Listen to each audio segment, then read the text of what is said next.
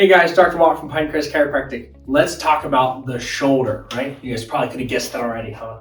When we talk about the shoulder, and we want to tell patients how cool the shoulder actually is, we break it down all the way back to our anatomy. There's three bones we primarily look at for the shoulder.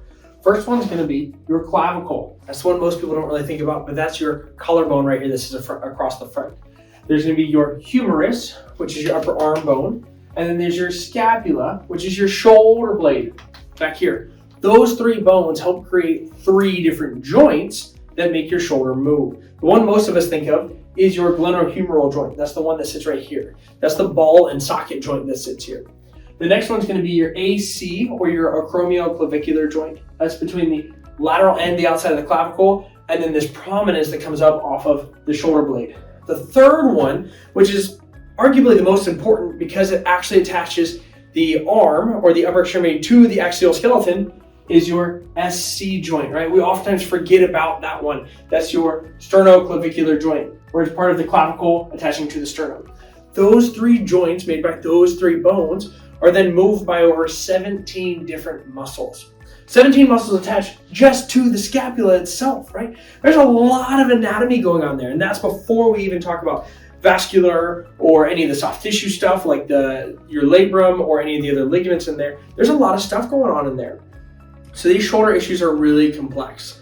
Oftentimes because your shoulder is made to be a super mobile joint, so we can lift up overhead and do as many things as we want to, but there has to be a lot of stability that's pulled back in together to get these things to move and function appropriately, right? We talked about those muscles. Well, one of the first muscle groups we look at is going to be your sits muscles or your rotator cuff. Your rotator cuff isn't one muscle or just one ligament. It's a complex of four different muscles. Your supraspinatus, your infraspinatus, your teres minor, and then your subscapularis. So this is the back view, like if I'm standing this way.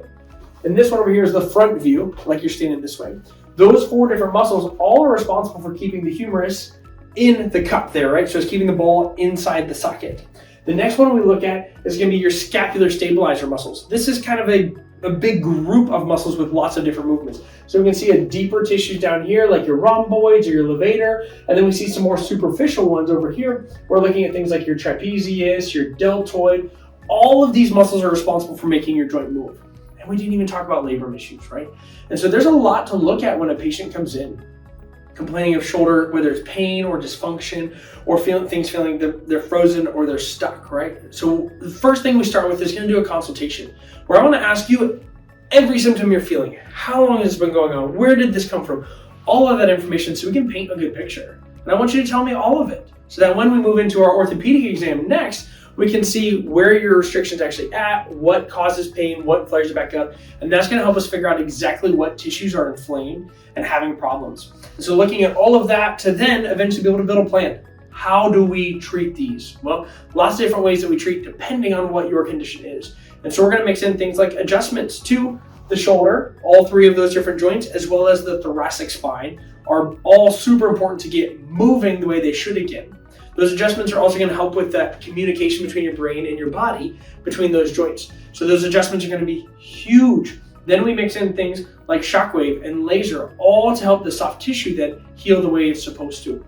So we're going to take all of that information, pull it together into a plan specifically for you so we can figure out exactly how we want to treat you. Now, I know shoulder issues can oftentimes feel daunting, and chiropractic is a super common place for that to come in. In fact, it's the fourth or fifth, depending on what research you read, reason that people come into a chiropractor.